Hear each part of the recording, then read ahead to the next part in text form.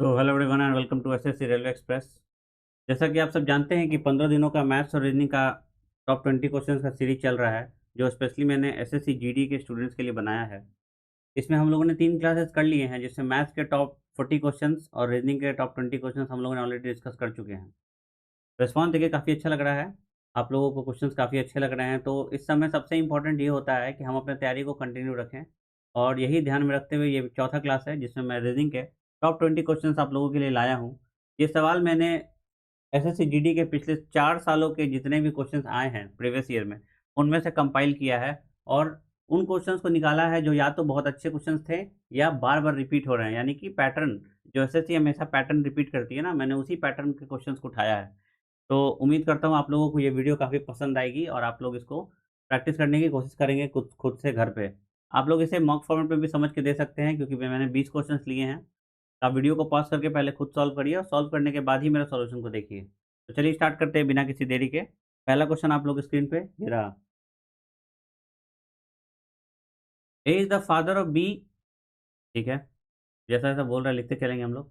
B का father है, ये बी है, बी का फादर हो गया ए, प्लस क्योंकि मेल है। B is the brother of C, B भी प्लस हो गया C. C is the husband of D. Double लगाते हैं जब हम लोग कपल को डिनोट करते हैं, तो देखिए ये ब्लॉक लगा देते हैं। ये मैं तरीका फॉलो करता हूँ। अगर आपको भी ऐसा करना है तो मैं आपको बता दूंगा, अलग से मैं क्लास ले लूंगा ब्लड रिलेशन का। D is the sister of E, कोई दिक्कत? E is the mother of F, F is the wife of जी।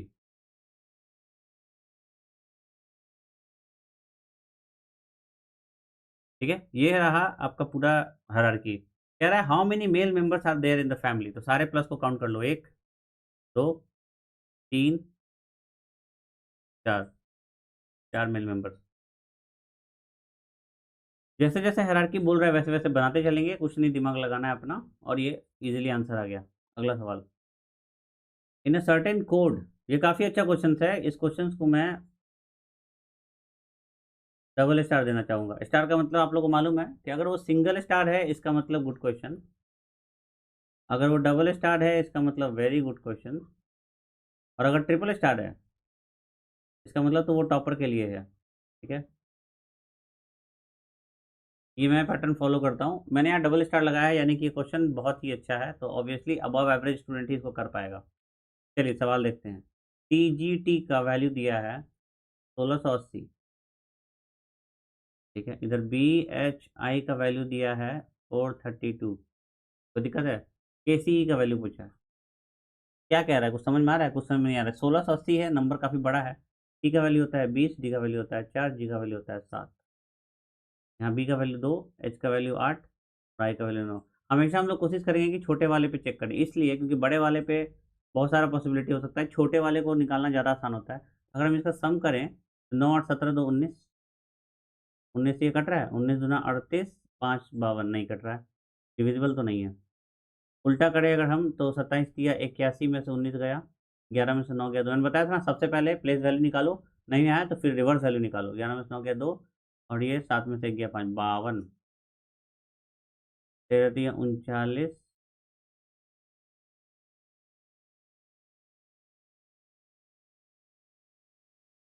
42। जब 13 ही नहीं कट रहा है तो फिर 52 कैसे कटेगा? ये भी तो नहीं कट रहा है, यानी कि अब तुम्हारा नंबर ना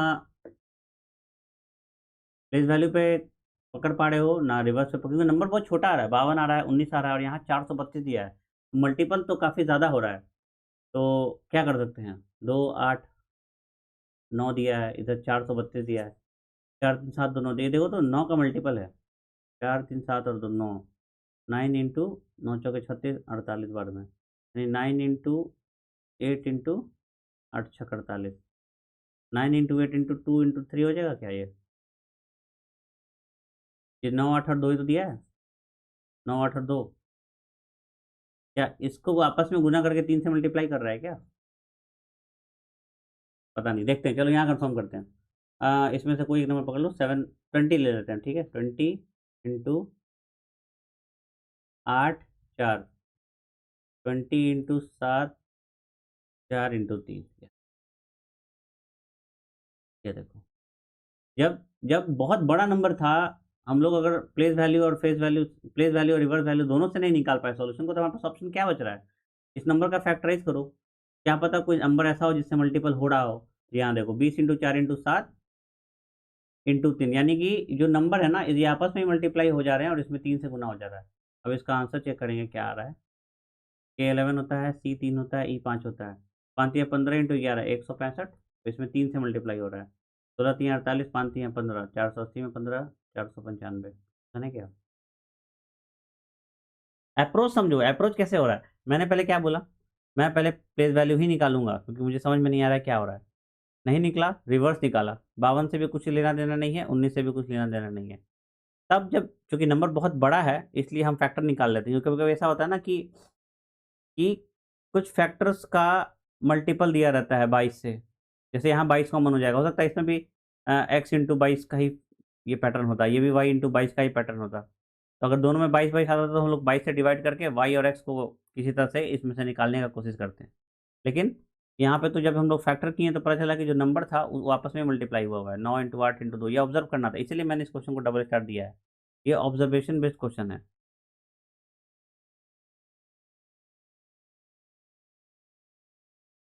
ऑब्जर्व करना पड़ेगा।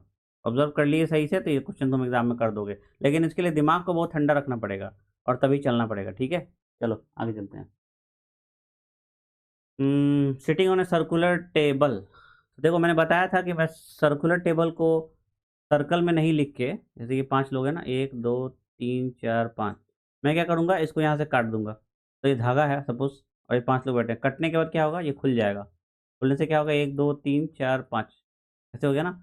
जब ये और ये जो है एडजस्टेंट होता है, ये ध्यान रखना होगा। इसके बाद ये आ जाएगा, और हम लोग राइट वे में अगर इधर से अगर हम लोग काउंट कर रहे हैं तो इसके बाद ये आ जाएगा।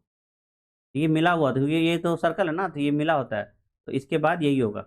ये बस ध्यान रखो, और थ्रेड में खोल दो पूरे वीडियो को, पूरे इसको, सेटिंग को, पूरे सीटिंग अरेंजमेंट को थ्रेड में खोल दो। 5 लोग बैठे हुए हैं। अब क्या क्या रहा है, Joe is sitting to the immediate left of Aaron. तो सब क्या सेंटर फेस कर रहा है, मतलब एक डायरेक्शन दे दो उसको, कोई कोई डायरेक्शन दे दो, अंदर से दे दो या बाहर दे दो, उससे फर्क ही नहीं पड़ना है। Joe is sitting immediate left of Aaron, A यहाँ अगर होगा तो इसके लेफ्ट में जो बैठा है, ठीक है। चुलाव is sitting next to Joe, चुलाव यहाँ हो गया। Daniel is sitting to the immediate right of Aaron, Daniel यहाँ हो गया। Who is sitting to the immediate left of Joe, ये क्वेश्चन तो यही हो गया। अगला निकालने का जरूरत नहीं, कहाँ बैठेगा, चुलाव भी तो बैठा हुआ है इमीडिएट लेफ्ट ऑफ जो, ठीक है। अभी ये क्वेश्चन बहुत आसान था, इसको सर्कल से भी करो कैसे भी करो तो एग्जैक्टली सेटिंग में बैठ गया। आगे मैंने काफ़ी अच्छे क्वेश्चन लिए हैं, उसके सिटिंग अरेंजमेंट में तुम्हें पता चलेगा कि जो थ्रेड मेथड होता है ना, इसको थ्रेड मेथड बोलते हैं। ये थ्रेड मेथड बहुत ही काम का होता है बड़े बड़े क्वेश्चंस को, टिपिकल क्वेश्चंस को हैंडल करने के लिए। ये तो बहुत छोटा सा क्वेश्चन था। आगे आरआरबी एनटीपीसी या फिर एसएससी सीजीएल में अगर क्वेश्चन आते हैं तो बड़े क्वेश्चन थोड़े आएंगे और थोड़े अच्छे क्वेश्चन आएंगे जहाँ तुम्हें पॉसिबिलिटी भी लेना पड़ सकता है। वैसे सिचुएशन में थ्रेड मेथड ज़्यादा बेटर होता है इससे। अभी ऐसा भी हो सकता है कि एक स्क्वायर दे देगा, कुछ लोगों को यहाँ बैठा देगा और कुछ लोगों को कॉर्नर में बैठा देगा, ठीक है। अब ऐसे कंडीशन में तुमको इसमें करने से बेटर तुमको खोल के करना ज़्यादा बेटर होता है। 3 4 5 6 7 8, अब ये ऐसे हो सकता है कि अलग अलग डायरेक्शन दिया हो, कॉर्नर का अलग डायरेक्शन है तो तुम आराम से अल्टरनेट में ऐसे लिख सकते हो। तो अभी आगे मिलेगा सब सवाल तो मैं थ्रेड मेथड से समझाऊंगा, और ज़रूरत पड़ा तो मैं एक वीडियो बना दूंगा थ्रेड मेथड पे, कैसे सेटिंग अरेंजमेंट के सवालों को या पैरेलल रो सेटिंग के सवालों को हम लोग करते हैं थ्रेड मेथड से। ओके चलते हैं नेक्स्ट सवाल पे। हाँ, अब यहाँ मजा आएगा। स्क्वायर टेबल पे बैठे हुए हैं, such that two persons sit in each of the two sides. All the persons are facing center of the table. 2 person एक तरफ बैठे हैं, ठीक है। ये स्क्वायर है, सर्कुलर नहीं है, ध्यान रखना, ठीक है। ऐसे ऐसे बैठे हैं, 2 2 4 2 6, ठीक है। All of them facing the centre, सबको एक डायरेक्शन दे दो, ठीक है। बहुत मजा आता है स्टेटिंग अरेंजमेंट के सवालों करने में, लेकिन थोड़ा सा ध्यान से करना होता है कि कंडीशन गलत नहीं लिखा जाए। Reena sits to the immediate right of Rohit and they both sit on the same side. Reena sit to the immediate right of Rohit, ये रोहित है तो यहाँ रीना हो गई। ऐसे कर दे तो ये कंडीशन हो गया। चलो हम यहाँ बैठा देते हैं रोहित रीना, भी कहीं बैठा दो कोई फर्क नहीं पड़ता है क्योंकि सेम साइड बैठ रहा है दोनों, इसलिए इसलिए मुझे ऐसा बनाना पड़ा है figure. Monica faces the one who is second to the left of Kavita. Monica जो है किसको फेस कर रही है? Faces the one who is second to the left of Kavita. Kavita के लेफ्ट में, कविता इधर होगी ना, देखो ये कंडीशन है। कविता के लेफ्ट में, कविता का ये डायरेक्शन होगा ना, मोनिका के अपोजिट डायरेक्शन में दोनों, तभी तो फेस कर रही है। कविता के लेफ्ट में ये हो गया सेकंड नंबर, एक ये दूसरा ये। और क्या कह रहा है? Monica is sitting fourth to the right of Reena. Reena के फोर्थ राइट में, एक दो तीन चार, यहाँ पे मोनिका बैठी है। अब मोनिका जिसको फेस कर रही है उसके सेकंड लेफ्ट में के बैठा हुआ था, के बैठा था ना, क्या लिखा था ध्यान से देखो। Monica faces the one who sits second to the left of Kavita. Kavita के, ओ, मोनिका उसको फेस करे जो कविता के सेकंड लेफ्ट में बैठा है। मोनिका रोहित को फेस करे, रोहित जो है कविता के सेकंड लेफ्ट में बैठा है। यहाँ कविता आ गई, ठीक है।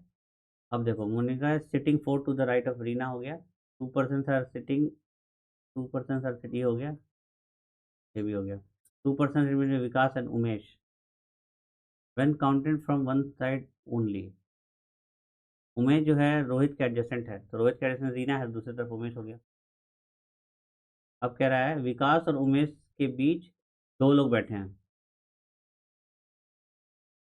उमेश यहाँ आ नहीं सकता है। उमेश यहाँ है तो यहाँ विकास होगा नहीं क्योंकि कविता ऑलरेडी है। इस डायरेक्शन में चले तो एक दो, यानी विकास यहाँ होगा, ठीक है।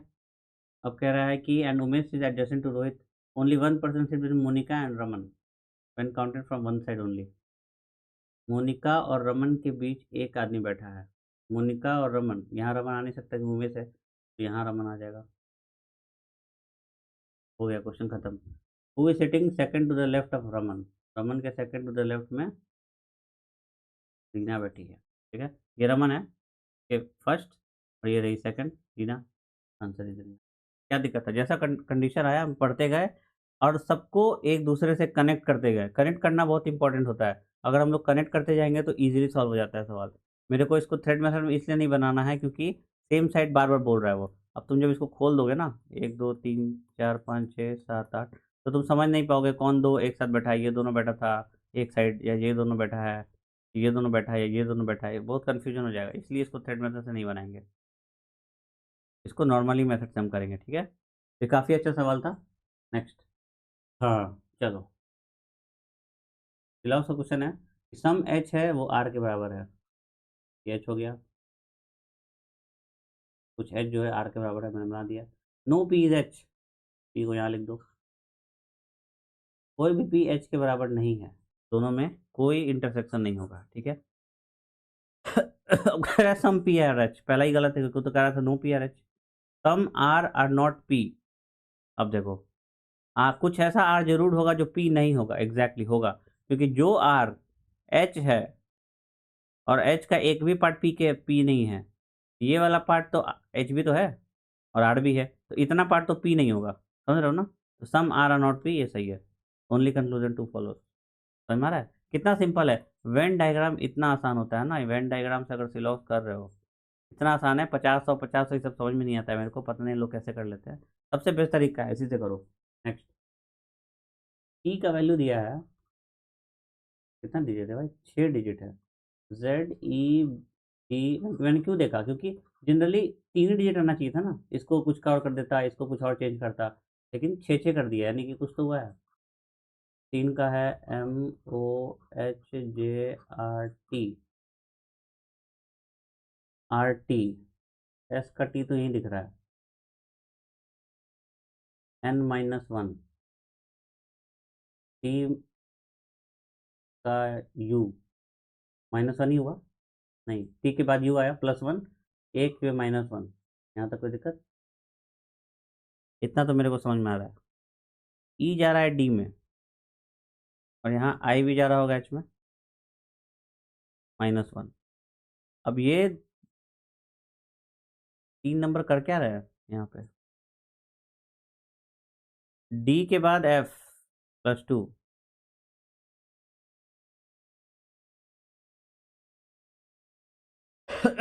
क्या इधर भी कुछ हो रहा है क्या सर?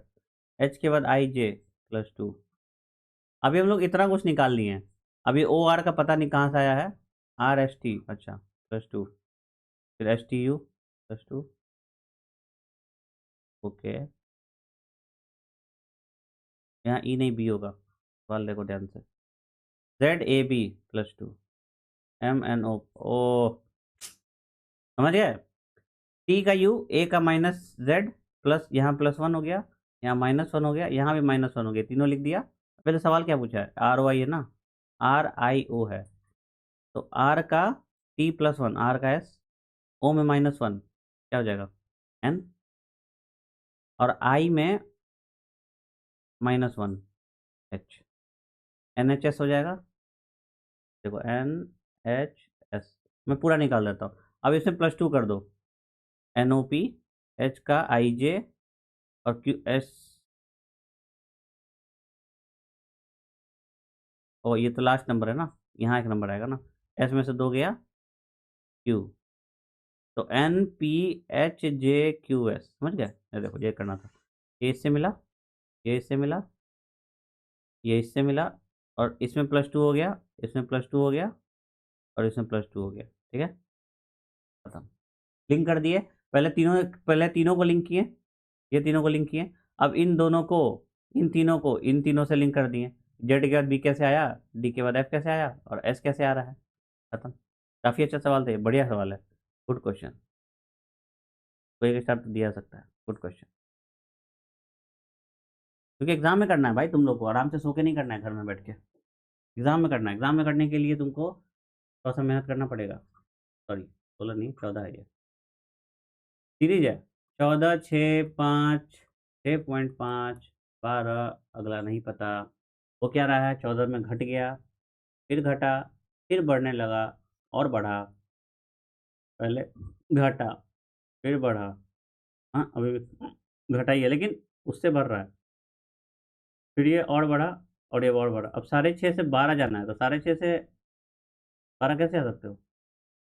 चलो डिफरेंस निकालते हैं पहले। -8, -1, 1.5, और 7, 5, 12, 5.5। कुछ समझ में आ रहा है? कुछ समझ में नहीं आ रहा है। क्या समझ में आ रहा है? क्या है ये अगर 4 है, ये अगर 2.5 है, अगर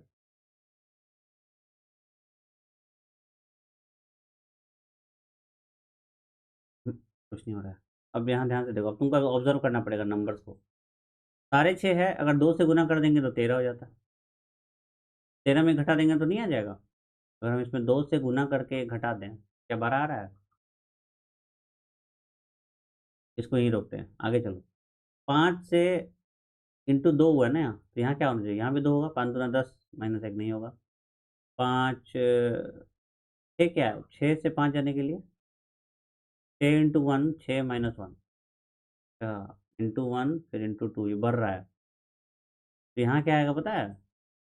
5 में अगर 1.5 से गुना किए तो 7.5 आएगा, -1 करो, 0.5 आ गया, यानी यहाँ 0.5 था, 7 हो गया, इसमें से 1 घटा दो, ओहो, 0.5, 1, 1.5, 2, अगला आएगा 2.5 × 2.5 -1, अब 30 हो गया, 30 में से 1 गया 29।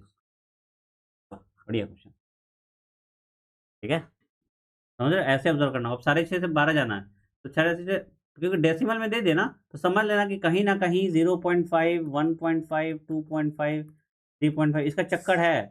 क्योंकि एक नंबर, कोई एक नंबर डेसिमल में तभी जाता है जब उसको डेसिमल से गुना किया जाता है। अब जैसे कोई भी नंबर पकड़ लो, मान लो 5 था ये यहाँ पे, अब ये 5 अचानक से तुमको 6.5 दिखने लगा, या तो 1.5 जोड़ा गया होगा, वो तो मिला नहीं, हम लोग ढूंढ लिए, नहीं था। तो अगला क्या हो सकता है? इसमें कुछ ना कुछ नंबर गुना किया हो गया होगा, डेसिमल वाला जिससे ये डेसिमल में चला गया हो, तो 1.5 से गुना करेंगे अगर हम तो 7.5 होता है, और उसमें 1 घटा दिए 6.5 आ गया। सारा पैटर्न ऐसे ही फॉलो हो रहा है। ठीक है, चलो क्वेश्चन कह रहा है कि सम नमकीन सार पिज्जा। देखो देखो वेन डायग्राम से कितना आसानी से हो जाएगा। कुछ नमकीन है जो वो पिज्जा भी है, NP। कोई पिज्जा बिस्किट नहीं है। हम लगभग सेम ही सवाल है लग रहा है। अब देखो सवाल सेम ही है लेकिन यहाँ खेला है। ठीक है, नो बिस्किट इज नमकीन। ये रहा बिस्किट, ये रहा नमकीन।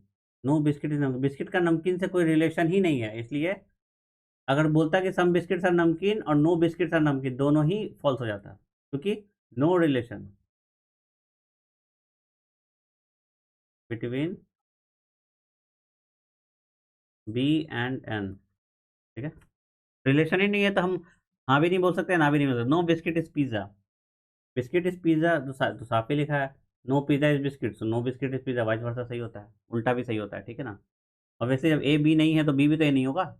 सम pizza are not biscuit, some pizza are not biscuit, all pizza are not biscuit.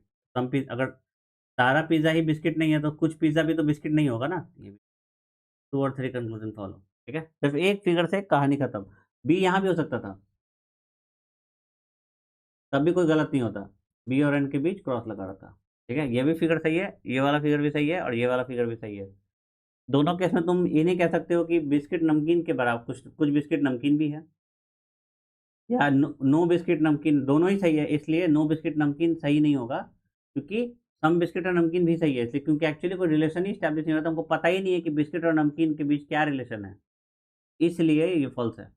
चलो, अब ये क्वेश्चन देखे तो क्या होगा, यार इतना आसान सवाल को क्यों ले लिया है। 6@10 हैश 5*7 = 63। भाई इस वैल्यू निकालना ना, ये जो मैथमेटिकल ऑपरेशन निकालना होता है ना, थोड़ा सा टेढ़ा खीर होता है, क्योंकि एग्जाम में निकाल रहे हो, याद रखना। तुम रीजनिंग से कुछ टाइम बचा के ही मैथ करते हो, हमेशा ध्यान रखना। 15। अब देखो यहाँ 63 पे जाना है, तो कहीं ना कहीं मल्टीप्लाई तो करना पड़ेगा, जोड़ो सबको, सबको जोड़ दो। 10 है, 16 5 21 और 7 28, 63 पे जाना है, नहीं पहुंच पाओगे। अगर हम इन दोनों को कहीं ना कहीं गुना करना ही पड़ेगा तुमको, अगर हम इन दोनों को गुना कर दें और यहाँ गुना होता 4 की जगह 35 हो जाता। फिर अब क्या करते हैं, अब 35 से 63 जाने के लिए कितना चाहिए, 28 चाहिए। 28 तो 6 और 10 से 28 होगा नहीं, यहाँ नहीं होगा। अगर हम यहाँ लगाएं मल्टीप्लाई, तो ये तो 50 हो गया, 50। अब हमें और कितना चाहिए, 13 चाहिए। 6 है और 7 है, अगर हम इन दोनों को जोड़ दें तो 13 50 नहीं हो जाएगा। तो हैश जो है वो गुना होगा। तो दूसरे पे देख लो, 3 और 2 को गुना किए तो 6 आया। अब चाहिए हमें 9। 4 और 5 को अगर हम जोड़ देंगे तो 9 आ जाएगा, यानी ये दोनों प्लस होगा और ये गुना होगा, यानी हैश गुना है, बाकी सब प्लस है। 4 + 5 गुना 6 + 7, 6 × 5 = 30 और 11 41। ठीक है, करना कैसे है मैं वो सिखा रहा हूँ, कर तो कोई भी देगा। क्यों मैंने मल्टीप्लाई लिया है, क्योंकि 63 पे जाना है, जोड़ने पे नहीं आएगा। तो मल्टीप्लाई तो कहीं ना कहीं करना है, तो मल्टीप्लाई चेक कर लेते हैं ना पहले। यहाँ लगाओगे तो तुम नहीं पहुंच पाओगे, यहाँ भी लगाते तो तुम नहीं पहुंच पाते, होता क्या ना। अब यहाँ कर देते तो ये हो जाता 60। तुमको 3 चाहिए, अब 5 में 7 में से 5 घटा के भी नहीं ला पाओगे, जोड़ के भी नहीं ला पाओगे, 3 कैसे लाओगे, 7 और 5 से नहीं आएगा, कहानी खत्म। ठीक है, 10 नंबर, ये है सवाल ब्लड रिलेशन का। हाँ, मैंने क्या बताया था कि जब भी ऐसा ऑपरेटर दिया रहे तो ये हमेशा देख लेना कि इधर, एक सेकंड बदलना पड़ेगा हमें,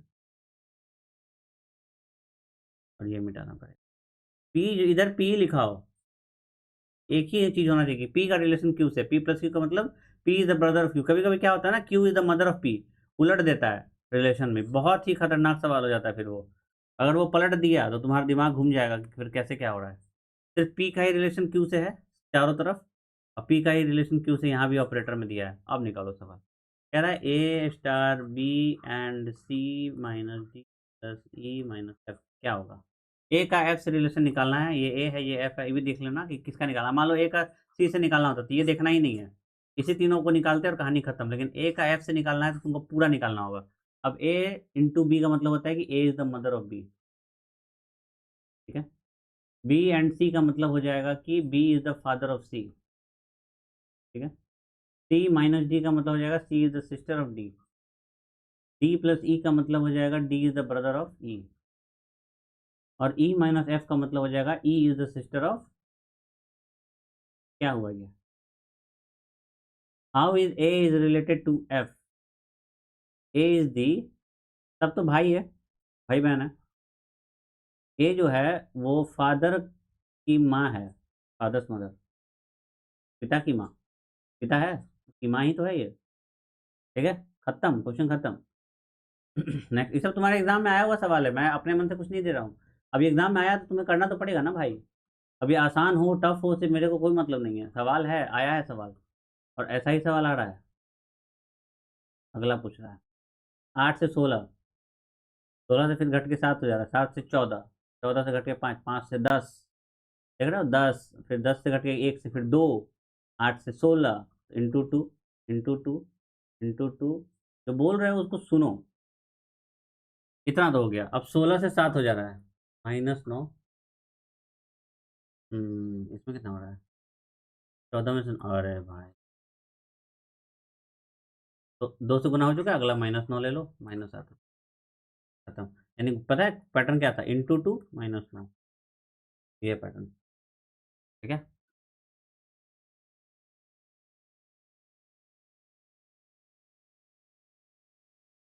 नेक्स्ट।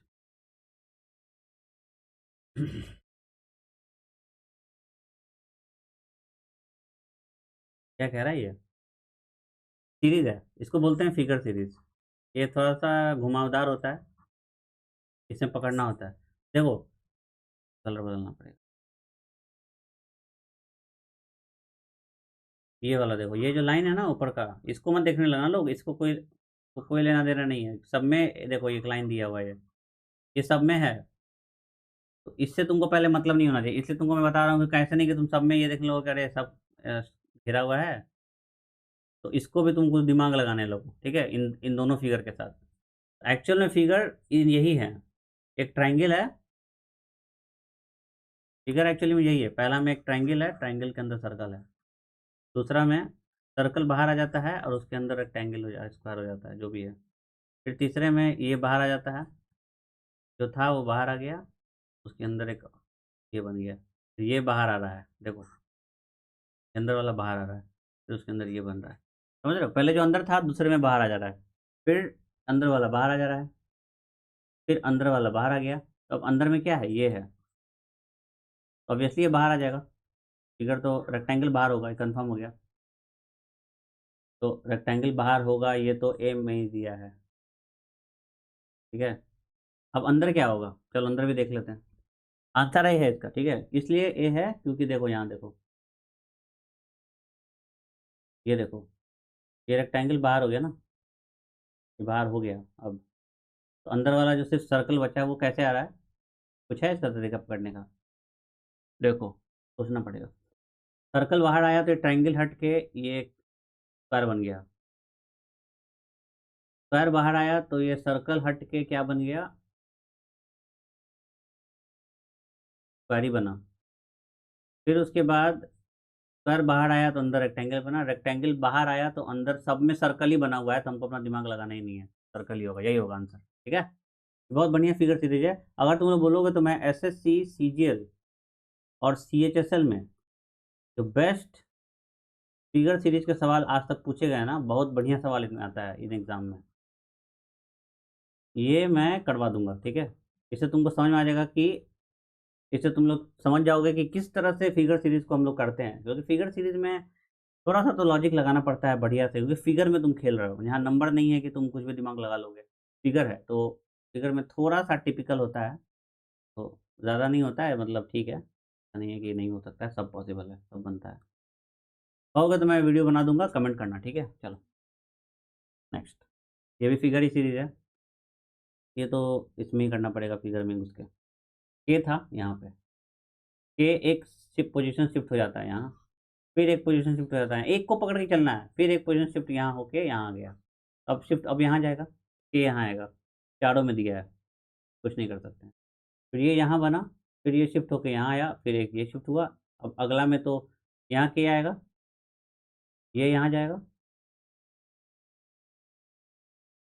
अभी तक कोई दिक्कत नहीं है। अब देखो पहला वाला कट गया, यहीं से कट गया, आगे बढ़ो। यहाँ पे ये आया, फिर ये शिफ्ट होकर यहाँ गया, फिर अगला में तो यहाँ आने वाला है, तो ये भी हट गया।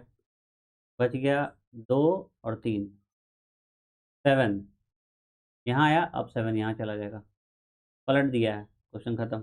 ऑप्शन 2 आंसर, ठीक है। और यहाँ पे एक नया नंबर आने वाला है, अब कौन सा नंबर आएगा ये हम लोग को नहीं पता है, लेकिन न्यू नंबर आएगा, ये भी ध्यान रखना। हो सकता है अगर यहाँ पे भी 7 दे देता और यहाँ न्यू नंबर की जगह कोई पुराना नंबर डाल देता, अगर यहाँ हैश डाल के और यहाँ कैपिटल 7 लिख देता, अरे मिटाओ नहीं तो फिर समझ में नहीं आएगा। तो ये गलत होता है, क्योंकि यहाँ पे हैश नहीं आ सकता, हैश ऑलरेडी आ चुका है। कोई नया नंबर आएगा, ठीक है, या कोई नया फिगर आएगा, जो भी आएगा नया आएगा, पुराना वाला नहीं आएगा। चलो फिर एक और सवाल है, एकदम उसी पैटर्न पे चलेंगे, ज़्यादा दिमाग नहीं लगाएंगे। तरीका जानो, हर क्वेश्चन करने का एक तरीका है, एक पार्टिकुलर वे है सॉल्व करने का सवाल को। कुछ भी अंधाधुंध बनाने से एग्जाम नहीं निकलेगा, क्योंकि तुम्हें एकदम बहुत प्रिसाइज वे में काम करना होगा। देखो नंबर 85 है, मैं क्यों बोल रहा था कि ये सब चीज़ ध्यान रखना पड़ेगा। 20, B, 7, C, 30, 125 है। अब बताओ, ये क्यों, क्या छोटा मोटा नंबर लग रहा है तुम लोग को? नंबर काफ़ी बड़ा है, तो मल्टीप्लाई तो तुमको करना ही होगा। अब 16 में 13 से मल्टीप्लाई कर दोगे, कर सकते हो, तो इसलिए बता नहीं कर सकते हो, बता रहा हूँ क्यों। 16 × 13, 160 और 48, 200 पार कर चुका है। अब 200 पार तुम ऑलरेडी कर चुके हो, मिट क्यों नहीं रहा है?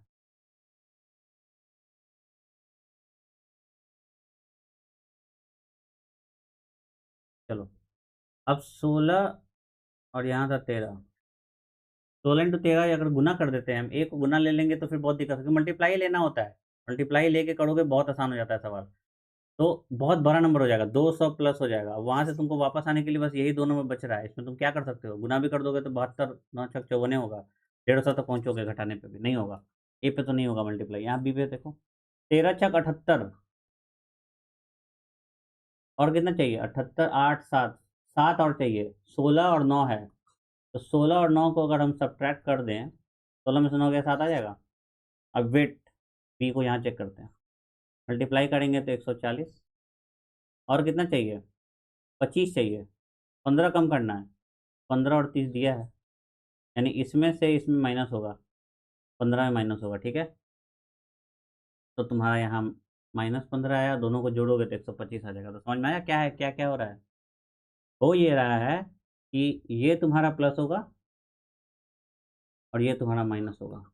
अगर हम इसको प्लस करके तो माइनस कर दें, तो तुम्हारा -30 + 15, -15 हो जाएगा। 140 में से 15 के 125 आ जाएगा। अब सवाल देखो क्या है, 10, ए का वैल्यू प्लस होगा 15, बी का वैल्यू गुना है 6, सी का वैल्यू माइनस है 20, 15×6 = 90, और 20 में 10 गया -10, 80 है क्या ऑप्शन में? ये है आंसर, ठीक है। इस तरीका मैंने बताया, बहुत आसान हो गया होगा सवाल, इस तरह पे क्वेश्चन में तुम फंसोगे नहीं। और ये जो टाइम फंसता है ना, यही मैथ का 3-4 क्वेश्चन तुम्हारा ले बीतेगा। तुम बाहर, तुम खत्म हो चुके हो, कुछ नहीं होगा, एग्जाम, अगला एग्जाम देना। चलो, SIME, साइम = 28, पता नहीं क्या हो रहा है, फिगर देखे कुछ, मतलब क्वेश्चन देखे कुछ समझ में नहीं आ रहा है मेरे को, कैसे चलें। पहले तो प्लेस वैल्यू लिखेंगे, मैं तो लिखता हूँ भाई, मेरे को थोड़ा टाइम लगता है, मैं लिखता जरूर हूँ, इसलिए क्योंकि एकदम क्लैरिटी हो जाएगा अगर ये क्वेश्चन टफ आया। और हाँ, ये क्वेश्चन डबल स्टार है। चलो अब बनाओ भाई, अबव एवरेज लोग ही बना पाएंगे, सबसे नहीं बनेगा ये सवाल। हम लोग अपने प्रोसेस से ही चलेंगे। पहला क्या है, प्लेस वैल्यू को जोड़ो। 19 और 9 28, 28 और 13 41, और 5 46, कुछ नहीं निकला। 27 × 4 108, 108 में से 46 घटाओ, 8 में 6 गया 2, 10 में 4 गया 0। मैं क्या करूँ पता है ना, ये रिवर्स है, रिवर्स वैल्यू, ये हो गया प्लेस वैल्यू। देख रहे हो कितना फास्ट निकाल रहा हूँ मैं। ये 1 पे चल रहा है वीडियो, 2 पे नहीं, 1.5 पे नहीं चल रहा है भाई, 1 पे है। फिर देख लो, अब ये दोनों आया, 46 और 62, घटा के देखिए क्या कुछ छोड़ा गया। हाँ, 12 में 6 गया 6, 5 में 4 गया 1, 16 आ रहा है, 28 दिया है, कुछ नहीं समझ में आ रहा है। दूसरे पे देखते हैं, टेल में 20 और 12 32, और एक 33 और 5 38, नहीं समझ में आया। रिवर्स निकालो, 108 - 38, ये किसी को समझ में नहीं आ रहा है कैसे हो रहा है, तो रिवर्स निकालने के लिए क्या करते हैं, 27 इंटू नंबर ऑफ जो लेटर्स है ना या डिजिट है, तो गुना कर दो, माइनस एक्चुअल जो प्लेस वैल्यू आया था उसको लिख दो। कितना हो गया, अरे यार यहाँ 88 लग रहा है, ठीक है, ठीक है। 8 में से 8 गया 0, 10 में से 3 गया 7, 70, 70 और 38 में घट गया तो 40, 32 हो रहा है, कुछ नहीं हो रहा है। अब क्या करें? 28 लाना है, इन दोनों को जोड़ेंगे तो कितना हो जाएगा? 31, 3 चाहिए, 9 में से 5 गया 4। नहीं आ रहा है, ये भी नहीं आ रहा है। अब हम्म क्या किया जाए? 28 कैसे होगा? यहाँ पे एक और कॉन्सेप्ट होता है जो तुम लोग ध्यान रखना, वो होता है डिजिट सम। हमेशा मैं तो हमेशा देखता हूँ डिजिट सम, क्योंकि ये एक तरीका है, ऐसे ही आदमी सीखता है। प्लेस वैल्यू, रिवर्स वैल्यू, फिर मैंने अल्टरनेट भी ऐड किया, ऐड करके घटाने का कोशिश किया कि 28 आ जाए। यहाँ भी 20 और 12 32 होगा, 32 में से 6 या नहीं आएगा, तो अल्टरनेट एडिशन भी होता है। चार, इसमें बोलते हैं अल्टरनेट मैथमेटिकल ऑपरेशन। अब ये सब तुमको देखना होगा, ये तुमको देखना होगा, ये सब तिजोरी में अपने, इसको बोलते हैं स्किल्स, इसको रखो, ये सब स्किल्स है। इन क्वेश्चन को सॉल्व करने के लिए तुम्हारा जो अस्त्र है ना, ये सब अस्त्र है, इन सारे अस्त्र को चेक करना होगा। डिजिट सम लगाना पड़ेगा यहाँ पे। ये हो जाएगा 10, ये हो गया 9, क्योंकि देखो 9 5 14 हो रहा है, तुम्हें 14 और चाहिए इन दोनों से। 19 और 13 से तुम्हें 14 चाहिए, कैसे आएगा? 9 और 1 10, 3 और 1 4, 14 हो गया। अब यहाँ देख लो, 5 और 1 6 हो रहा है। अब तुम्हें 20 और 12 से 5 ही चाहिए, यहाँ से आएगा 3, यहाँ से आएगा 2, इन दोनों को जोड़ोगे 5 आ गया। तो डिजिट सम कर रहा था ये सवाल में, इसीलिए ये सवाल फंसा है। और डिजिट सम करने का आदत डाल लो, अगर नहीं निकलेगा तो डिजिट सम भी हो सकता है दिया, वैसे फटाफट चेक करना होता है। यहाँ आ जाएगा 2, 9 2 11, 11 2 13 और 5 18। ठीक है, तो ये एक कॉन्सेप्ट अपने दिमाग में ऐड कर लो। अल्टरनेट मैथमेटिकल ऑपरेशन भी एग्जाम में आया हुआ है, प्लेस वैल्यू से तो आता ही है, रिवर्स वैल्यू से आता ही है, और भी बहुत तरीके हैं। इन सबको मैं बताऊंगा धीरे धीरे। पहले तुम लोग ये करो, तुम लोग एग्जाम सर पे है, उसके बाद मैं आगे बताऊंगा। डबल स्टार देख रहे हो ना, क्यों है? ऐसे ही मैं डबल स्टार नहीं लिख रहा हूँ, मैं क्वेश्चन देख के लिख रहा हूँ, मेरे को पता है क्या है। सवाल है कि सारा एल जो है वो वी के बराबर है। एल को अंदर लिख दो, वी को बाहर लिख दो, और कोई भी एल जे नहीं है, तो एल जे नहीं है, वी के बारे में कोई बात नहीं है जैसे, या तो जे यहाँ लिख दो, बाहर रख दो तुम, या तुम ऐसे भी लिख सकते हो, जे। एल और जे में रिलेशन नहीं होना चाहिए, नहीं है, ठीक है। अब देखो तो क्या कह रहा है, ऑल वी आर एल, नहीं, हो भी सकता है नहीं भी हो सकता है, तुम नहीं कह सकते हो कि all L are V confirm है। All L are V confirm है, लेकिन all V are L confirm नहीं है। ऑल जे आर वी नहीं, यहाँ तो बाहर ही निकल गया, वी से बाहर हो गया, वी में कुछ पार्ट है, वी में नहीं भी हो सकता है, तो ये भी नहीं है, ना इधर होगा इसका आंसर। ठीक है, चलो, कितना कितना आसानी से बन रहा है। देखो, पेपर फोल्डिंग के केस में, पेपर फोल्डिंग और मिरर इमेज लगभग सेम है। पेपर फोल्डिंग में मिरर इमेज का जो इम्प्लीमेंटेशन होता है, पता है। अब तुम लोग कहोगे कि पेपर फोल्डिंग में मिरर इमेज का क्या काम है, देखो मैं दिखाता हूँ। यहाँ से फोल्ड होता है, यहाँ से फोल्ड होता है, ये जो फोल्ड हुआ ना, यहाँ से फोल्ड हुआ, ये फोल्ड हुआ ना, तो ये मिरर का काम करता है। अब तुम यहाँ जो भी बनाओगे ना, जैसे ये बनाया नहीं इन्होंने, अब ये मिरर हो गया, जैसे ये खुलेगा ना तो ये मिरर की तरह काम आएगा, और यहाँ पे वो बना देगा। सेम इधर भी बना दिया है वो, जैसे ये खुलेगा ना, जब ये खुलेगा तो ये यहाँ भी दे जाएगा अपने साथ, मतलब मिरर ही में जाएगा। तो दो इधर, दो इधर, 4, ये कैंसिल। ठीक है, एकदम जहाँ से फोल्ड करे उसको मिरर समझ के, जैसे वो खुलेगा तो उसका मिरर इमेज यहाँ बना दो, सेम इधर भी उसका मिरर इमेज यहाँ बना दो इस एंगल पे। ठीक है, थोड़ा सा विजुअलाइजेशन का कंसेप्ट होता है इसमें, विजुअलाइज करो, बहुत आसानी से आंसर आ जाता है, थोड़ा तीर नहीं मारना है। Next, host is 9 7, host is 9724। मैं क्वेश्चन पढ़ रहा हूँ, लिखते चलता हूँ, टाइम कहाँ रहता है, मैं रीडिंग में टाइम कहाँ है? 4 5 3 1 0। ये सब क्या है भाई? नो दिस 3 7 6 5 4, 4 फॉर डब्लू, सिर्फ डब्लू का पूछा है, तो तुम्हें डब्लू ढूंढना पड़ेगा, ठीक है, कि कोई ऐसा दो नंबर है जहाँ डब्लू कॉमन हो। कैसे निकालोगे? यहाँ देखो, ओके, कैसे निकलेगा डब्लू? सिर्फ डब्लू का पूछ रहा है, डब्लू क्या होगा? इतना तो पता है इसी में से होगा कोई एक नंबर, क्योंकि डब्लू इसी में है ना, और कहीं नहीं है डब्लू। अब देखो, के यहाँ है, इन दोनों में देखते हैं क्या कॉमन है। के यहाँ है, के यहाँ भी है, ओ यहाँ है, ओ यहाँ है, एन यहाँ है, एन यहाँ है, मतलब तीन, इन पांच में तीन कॉमन है, तो यहाँ भी तीन नंबर कॉमन होनी चाहिए, है ना। देखो पाँच चार कॉमन है दोनों में, पाँच, चार और तीन, तीनों कॉमन है, जो कि के, एन और ओ में है। इसमें से कोई कोई नंबर हो सकता है, तो पाँच चार तीन तो नहीं होगा, पाँच नहीं होगा, चार नहीं होगा, बचा सात और छः, ये दोनों इसमें है। अब सात और छः के लिए तुमको देखना पड़ेगा कि सात कहाँ है, सात यहाँ भी है, सात यहाँ भी है, इन दोनों में क्या कॉमन है, ओ कॉमन है। देखो सिर्फ ओ ही कॉमन है, तो जो सात है वो ओ को गया है, सात भी नहीं होगा, डब्लू पूछा गया था तो छः होगा। ठीक है, ऐसे चेक करना होता है। रिलेशन निकालो, रिलेशन से तुम देखो कि कौन कितने लेटर कॉमन आ रहे हैं, वो सारे कॉमन लेटर को लिखो, उनका जो वैल्यू है वो रख दो। अब कौन किसी का भी हो सकता है, पूछ देगा कि ओ का वैल्यू क्या है, तो तुम नहीं बता पाओगे, क्योंकि ओ का वैल्यू तीनों में से कोई हो सकता है। ठीक है ना, जब तक के और एन को अलग से स्पेसिफाई करके कहीं लिख नहीं दे कि हाँ के फाइव है या के फोर है, एन थ्री है, उसके अकॉर्डिंग फिर ओ का वैल्यू आएगा, अभी नहीं कह सकते हो तुम। तो ये अच्छा क्वेश्चन है, इसको कर सकते हो, बढ़िया क्वेश्चन था, एग्जाम का सवाल है।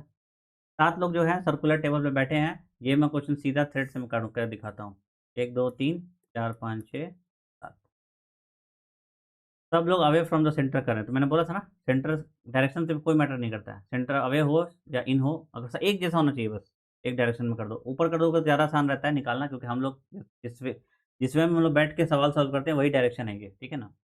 D is sitting to the immediate right of G, G के इमीडिएट राइट में डी है। A sits exactly between C and E, C A E या ई ए सी, ये दोनों में से कोई एक होगा। B sits to the immediate left of F, F के इमीडिएट लेफ्ट में बी बैठा है, ऐसे ही लिखते हैं। G and C are not neighbor, C है ना, वह जी नहीं होगा, यानी कि ऑब्वियसली सी के बाद जी नहीं होगा, या इधर जी नहीं होगा, यहाँ पे जी नहीं होगा और यहाँ पे जी नहीं होगा, ठीक है ना। Next, E sits adjacent to D, D के एडजेसेंट में ई बैठा है।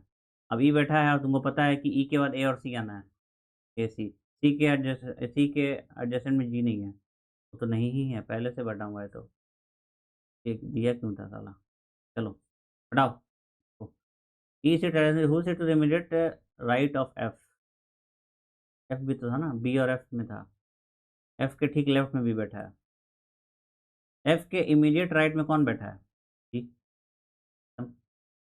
ठीक है, ठीक है, कितना आसानी से हो गया। थ्रेड में सर्कुलर से भी होता, बट ये बहुत आसान है, और कौन भी तो बहुत आसान सवाल है, कॉम्प्लिकेटेड सवाल आएंगे तो तुमको समझ में आ जाएगा कि क्यों मैं बोल रहा हूँ। एक फोटो में एक गर्ल है, उसका फोटो लगा हुआ है,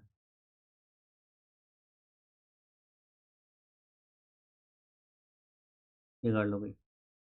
इसको देख के राखी क्या बोल रही है, ये है रही राखी, उसको देख के क्या बोलती है, is she the daughter of my husband's wife, मेरे हस्बैंड की वाइफ कौन है, खुद हो गई, उसकी बेटी है ये, इसके हस्बैंड जो हैं, उल्टा चलते हैं, my husband's wife, my husband wife कौन है, खुद हो गई ना वो, मेरे हस्बैंड की वाइफ, तो वो खुद ही है, उसकी बेटी है, मतलब वो खुद की बेटी, उसकी उसकी खुद की बेटी है ये लड़की, तो गर्ल क्या है, गर्ल इज द डॉटर, खत्म। 20 क्वेश्चन करने में कितना टाइम लगा होगा, पता नहीं कितना टाइम लगा होगा, बट ये तो पता था कि कुछ सवाल सीखने को मिले, और ये सब एसएससी जीडी में आया हुआ सवाल है पिछले 4 सालों में, और काफ़ी बार हर हर हर एक शिफ्ट में भर भर के सवाल आया है, ब्लड रिलेशन के, सिलॉग्स के, तुम्हारा सिटिंग अरेंजमेंट, पजल, ये सब बहुत क्वेश्चन पूछा है, इसलिए हमें प्रैक्टिस करके ही जाना है, एग्जाम देने जाना है तो प्रैक्टिस करके जाना है, अच्छे से प्रैक्टिस करो, अच्छे से पढ़ो, मन लगा के पढ़ो। 15 दिन का सीरीज है, 15 दिन का सीरीज देखो, बाकी खुद डिसाइड कर लेना कि तुम्हारा क्या इंप्रूवमेंट हुआ और नहीं हुआ। मुझे कुछ ज़्यादा बोलने की ज़रूरत नहीं है, मैंने 4 क्लासेस डाल चुका हूँ, मैं ऑलरेडी 4 क्लास दे दिया हूँ, जिसमें 2 रीजनिंग और 2 मैथ के आज कंप्लीट हो गए। कल मैथ का फिर 20 क्वेश्चन का क्लास आ जाएगा, तो मन से पढ़ो, अपने माँ बाप की इच्छा को पूरी करो, खुद लाइफ में कुछ आगे बढ़ो, ताकि तुम भी कुछ और सोच सको लाइफ में अपार्ट फ्रॉम पढ़ाई, नहीं तो पूरा ज़िंदगी पढ़ते रह जाओगे और कुछ नहीं होगा। इसलिए जितना जल्दी हो सके एक सिलेक्शन लो और इस साइकिल से बाहर निकल जाओ, ठीक है? मिलते हैं अगले वीडियो में, तब तक के लिए जय हिंद।